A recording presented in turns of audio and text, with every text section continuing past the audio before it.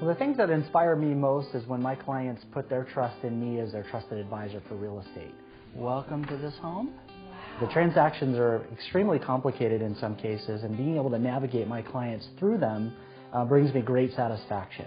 This is exactly what was on my list. Yeah. Sellers ask me all the time, hey, what's one or two of the best things I could ever do to sell my house for top dollar? And what I tell them is their best marketing tool that they could use for their house is the list price that they choose. It brings the attention of the market saying that's a great house and it's a good value too. And so from a seller standpoint, they want to drag as many people into that process as possible, and that way they get the most offers and they end up with top dollar because of it. You said you like to entertain, right? Yeah. So buyers often ask me, what do I do to get started and how do I get going? And so I take them through a buying process that starts off with getting them pre-approved with the best lender, and getting them really comfortable with what they can handle. I also tell them that it's not a process of selection, rather it's a process of elimination. From areas to different types of homes and price ranges. If we've done our job right, then they're able to see only the homes that they qualify for and would be excited about. And it's the best way for them to have the greatest and best experience in the home buying process. The biggest feature back here is the view. When it comes time to having them at the end say, wow, like I wouldn't want to do this without him. That's really like the things that make me like super satisfied. And if I don't do it, if I don't build my business by relationship, I don't think there's any other way to do it. Thank you, Mike. You did a great job for us. My name is Mike Rains, and I'm a professional real estate agent with RE/MAX. Good morning, everybody. Good morning. Good morning. So I thought what I'd do this morning is try to walk you through what we do as professional real estate agents in pricing of a home. We don't just make it up. It's not a number that we just pie in the sky kind of number. A lot of sellers will come to us with a number, but we do a little bit more methodical analysis to try to help them out. It's very detailed, in fact. That didn't work well. There we go. So the first thing that we do is we're going to ask ourselves, what's the current market doing? So before we come up with a price, we start with the premise of, hey, what's the general market doing? What's the speed of it? What's the timing of it? What part of the year is this going to go on the market? That's going to make a difference, whether it's a spring market, a summer market, or as we're coming into the fall market right now, things operate differently during those markets. We also look at what the client's needs are. Do they need a fast sale? Do they need some kind of special circumstance that's going to affect the sale of that? Sometimes it's, I can't move out of the house even if I close escrow, but I have to close escrow in order to do the next house, that kind of stuff. But maybe they can't move into it for 2 or 3 months and they're going to require some kind of a rent back or other special circumstance. So all of those things have to be taken into consideration to help meet the needs and the goals of the client. So the next thing that we find out is we want to know all the details about the home that we're selling. So the age of the home, the number of beds, baths, pool, lot size, square footage, all those types of things we want to kind of detail out on what it has. Does it have a special lot location, or does it back to a major street or commercial development? Does this house sit up on the bluff overlooking the ocean, or is it looking at a train? Does it have a special view of any kind? What's the upgraded parts of the home to the current trends? And I underline current trends because that matters. Back in when I used to go to Elvis's house in Memphis, Tennessee, it was a highly upgraded home at the time. But now you look at it and it looks like a total shag carpet, but that was high-end stuff back then. But we particularly pay attention to what's going on in the kitchen, the bathrooms, flooring, windows, roof, landscape, inside and in the back. We also look at the roof, see if it's newer, older, if the window's been replaced. Is this an older home versus a newer home? So older homes have older piping, things like that we have to take into consideration as well. So once we have all the particulars, I then pull the recent sales within a half a mile, possibly up to 3/4 of a mile if we need to go out that far, that are similar in size, age, and number of bedrooms. So we try to match model per model, especially in our area where we have a lot of tract homes. Then we analyze how those sales went and seek any off-market sales to see how those went and the times of sales, closing price as it relates to what they started with in the list price. We also seek to determine the trend, if it's rising or if it's falling. So those things are all taken into consideration. We also check out any expired listings.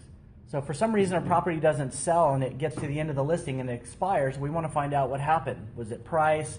Was there something functionally about that house that didn't go well with the market? We also want to compare the closest in proximities to our home to see what they had that ours doesn't have and what we have and those homes didn't have. So then we make adjustments to the price of those homes accordingly based on all of those things.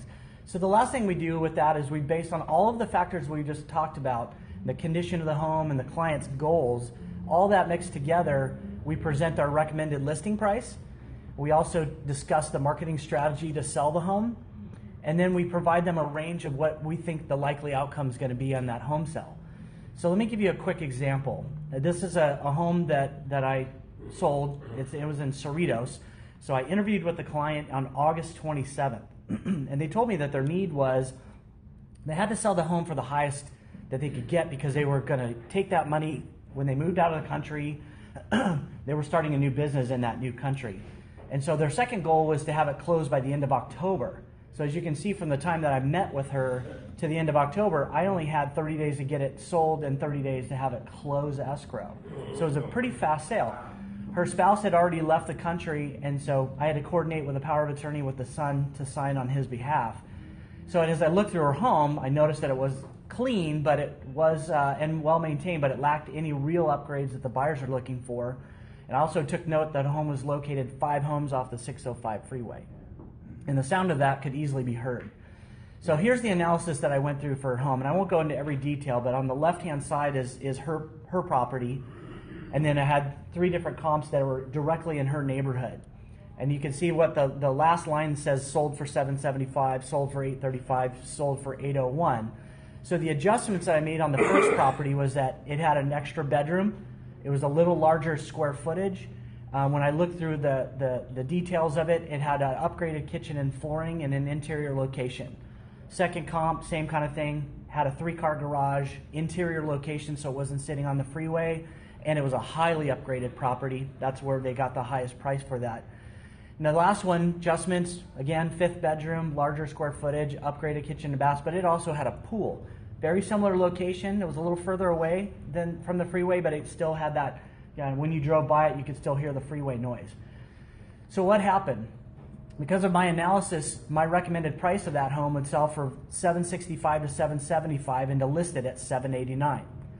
What'd she do? She went with another agent that listed the home for $816,000. What happened? The home didn't sell and the owner was upset.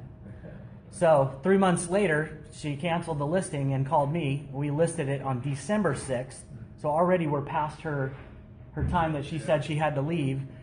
And we went into escrow on January 27th. So I listed it right before Christmas, went through the whole holiday thing, got it into escrow on the 27th, and here's the price. $768 is what we sold it for. Right within the range of what I'd given her 5 months prior. So experience matters, and the proof is in my numbers. So this is my personal stats. On 79 listing closes, you'll notice my list price average, $682,529, versus my close price at $673,254. I'm at 98.64% of the list price. I close homes.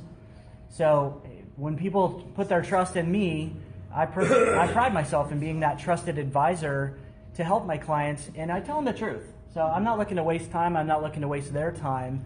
I tell them, here's, gently. I'm not like slamming them like your home sucks, or anything like that. I'm kind of gently, based on my experience and skill level, we're able to help them hopefully see. But I don't get every listing because some of the like this lady, she was told by the listing agent what she wanted to hear, and they got the deal based on that. But she found out the hard way that she could have saved herself a lot of times. I believe I probably could have sold the home for higher had she gone with my original one. It would have been a little bit higher. Yeah. You told her that too, right? I absolutely did not tell her that. I said, "You fool!" Yeah, you jumped up. Yeah. So that's kind of like the general sense of what when I go through that process with a seller, and of course I don't go in there guns a-blazing, but I do try to walk them through. Here's the comp that I'm using. Here's the value that I think it is. Tell me why you think that it might be different than that. Maybe it's something I missed in the analysis, or maybe it's something that they have that I didn't see. Maybe they got gold bars lined up underneath the house. It comes with the house. I don't know. So some way that that they feel. And most of the time, I show my track record to them. Is like, look, I've been doing this for 16 and a half years. I know what I'm doing. I'm pretty good with these numbers and making the analysis. My goal is to sell it for the highest I get. I get paid based on the sale price, a percentage of the sales price. So I too want it to be sold as the highest I can get when I represent a seller. When I represent a buyer, my goal is to get it at the lowest. But my goal and fiduciary responsibility to a seller is to be able to get the highest price that the market will bear in the time that we can get it done within their goals. And that. So that's what I have for that piece. If there's any questions I can help you out with. We can replay the video if you want. How do you calculate it? Do you have a computer that does that? Calculate the almost? Yeah, so I have a comparative market analysis software that I put in. A lot of times, what I'll do, so like for a view, let's say, you have to take sold comps that have the similar view and see what those homes sold for differently than the ones that don't have view, and you come up with a number. I also consult with appraisers. So I have a few appraisers that I have a good relationship with. And so I'll call them up and say, hey, what do you think about this? And I'll bounce some stuff off them. And that way they can tell me, here's how we're going to approach it as an appraiser. Because at the end of the day, unless someone's paying cash, appraised value is going to matter. So we're consulting with different people to make sure that those numbers are right. But we look at on that particular example that I gave, one of the comps had an extra garage. Yeah. Right? That's functionally a better deal, right? For a buyer, they're like, wow, 3-car garage. So how much would it cost for you to add on an extra garage? Okay, so I consult with guys that are in the trade. How much would it cost to add a bedroom, a bathroom, lot size? You can't just double the price just because you have a good size lot size. But if it's an acre versus a 6,000 square foot lot, that's huge. Is it subdividable? There's a lot more analysis that goes into that. And what my point would be this morning is that there's a lot of discount brokers out there that they just care about throwing a number and making you feel good, and then they get you to sign on the dotted line, and then they don't know what to do. And when the house isn't selling, and it's a lot of pressure to sell someone's house because they're like, hey, what's going on? What are you doing to sell my house? Later on, they get upset if you didn't do what you're supposed to be doing. So I'd rather help walk them through. And what I would say is that having someone that has experience at being able to dial in on someone's value, because I do believe in the video that's one of the best marketing tools of a home is the price. And it's not just when it's a hot market, it's all the time. Because buyers are out there looking, and when they see a value, they're like, whoa, definitely need, it's going to make the list. And then you get as many people to come see that property, and then it yields offers, and then the more offers you get, the more competition it is. I'm not a guy that comes in and says, hey, it's worth $780, let's price it at $6. And then everybody, it's like an auction at that point. That's not what I mean by that, but I will say this, is in this particular lady's case, by it being on the market as long as it was, people started asking, like, what's wrong with the house? And you have to fend those questions off, and it's like, look, the bottom line is they started too high. They recognized it. They made a switch. Now we're at our price. Let me show you the home. And so the neighbors that would come in, you'd have to try to explain that away. And that's not a fun position to be when you're trying to explain that when you have a perfectly good house, but it was just mispriced. Mm-hmm. So, Dick, you had a question. How does the market reward selling solar? Solar is one of those things where it's not a dollar for dollar, like if you had a $30,000 piece installed, where it would get $30,000 more for the house. But buyers are recognizing that hey, this house has solar, my bills are going to be lower. It's definitely looked on more favorably. I think that you could get a little bit more of value out of it, but it's like kitchens. If you spent $75,000 on a kitchen, you don't get to bump the price by $75,000 necessarily. But it will help the house sell faster, and it'll sell more top dollar for what the market will yield at that time. Now, I will say this is if it's a leased system, that's a little more difficulty. Okay. If you spent 30, Yeah. is it gonna make the house worth 10 more? Yeah, it could. It could. Not 20? That's going to be a market deal. So, you know, that's one of those fine-tuned type of thing is where if there's other homes that don't have it and yours has it and you spent the 30 grand, I don't believe you're going to get 30 grand back. But can you price it maybe at 15 higher and see if you can get it and sell the value?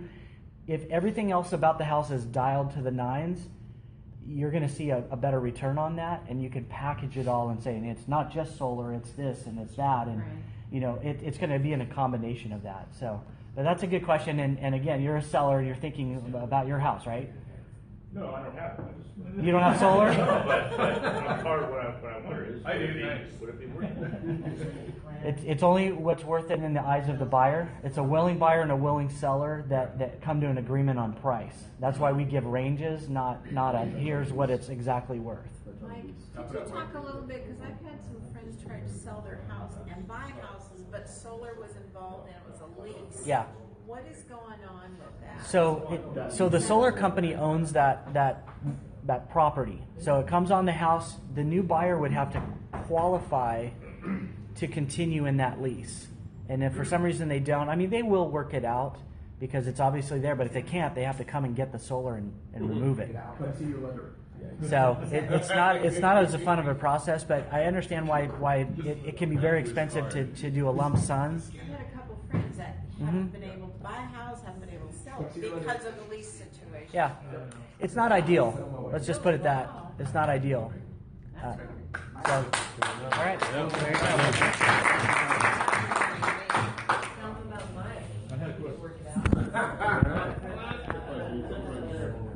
So you're gonna put solar on the van? I already have it on my order.